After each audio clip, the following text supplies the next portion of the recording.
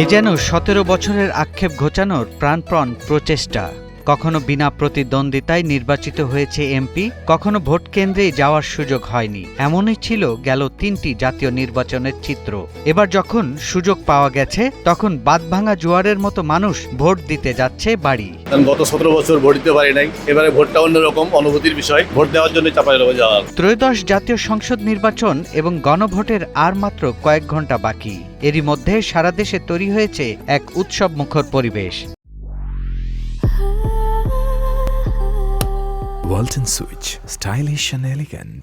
রাজধানী সহ বিভিন্ন জেলা উপজেলায় ভোটারদের মধ্যে লক্ষ্য করা যাচ্ছে ব্যাপক উৎসাহ উদ্দীপনা। দীর্ঘদিন পর এমন প্রাণচাঞ্চল্যে ভরা নির্বাচনী আবহে সাধারণ মানুষের মাঝে গণতান্ত্রিক চর্চার এক নতুন বার্তা প্রতিফলিত হচ্ছে বলে মনে করছেন ভোটাররা। ভোটার হওয়ার পরে এরকম পরিবেশে ভোট দিতে পারিনি, এই ফার্স্ট টাইম। আসলে এই ফার্স্ট টাইম ভোট দিতে যাচ্ছি, খুবই এক্সাইটেড। ভোট দিতে যাচ্ছি, খুব উৎফুল্লভাবে যাচ্ছি যে নিজের মনের মতো প্রার্থীকে ভোট দিব। দেখতেছি তো অনেকই আমিজ ভালোই, ভোটের যে অবস্থা দেখতেছি সবাই যাচ্ছে বাড়ির দিকে। হ্যাঁ, আমিও যাচ্ছি, ভোট দেওয়ার জন্য যাচ্ছি। তবে বিগত সরকারের আমল থেকে এখন থেকে শান্তিপূর্ণ ভোট হবে আশা করি।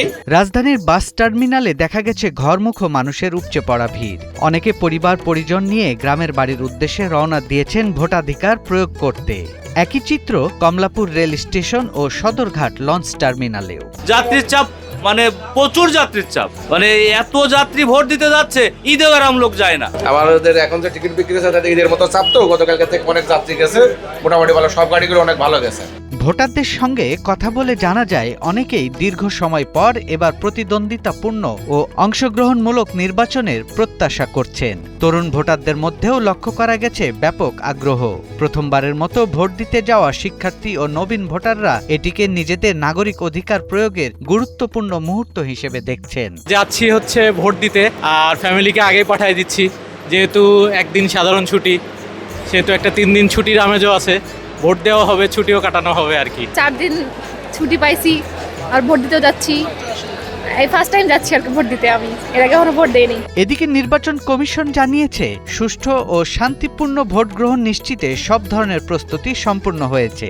আইন শৃঙ্খলা রক্ষাকারী বাহিনী মাঠে রয়েছে এবং ঝুঁকিপূর্ণ কেন্দ্রগুলোতে নেওয়া হয়েছে বিশেষ নিরাপত্তা ব্যবস্থা। নির্বাচন পর্যবেক্ষকের জন্য দেশি বিদেশি পর্যবেক্ষকরাও ইতিমধ্যে বিভিন্ন এলাকায় অবস্থান নিয়েছেন। প্রিয় ভোটারগণ, আমরা শান্তিপূর্ণ ও উৎসবমুখর পরিবেশে নির্বাচন অনুষ্ঠান করতে চাই।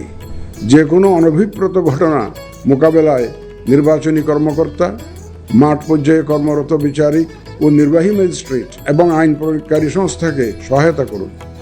আমাদের সকলের সম্মিলিত প্রচেষ্টায় আমরা একটি সুষ্ঠু, সুন্দর, শান্তিপূর্ণ ও উৎসবমুখর নির্বাচনের সাক্ষী হতে পারব, এই প্রত্যাশা ব্যক্ত করে এবং পুনরায় আপনাদের স্বতঃস্ফূর্ত অংশগ্রহণ কামনা করে শেষ করছি। সার্বিকভাবে ত্রয়োদশ জাতীয় নির্বাচনকে সামনে রেখে দেশের জনজীবনে যে প্রাণচাঞ্চল্য দেখা যাচ্ছে, তা গণতান্ত্রিক চর্চার ধারাবাহিকতায় এক গুরুত্বপূর্ণ অধ্যায় হয়ে থাকবে বলে প্রত্যাশা সাধারণ মানুষের। সৈয়দ রাশিদুল, ৭১, ঢাকা।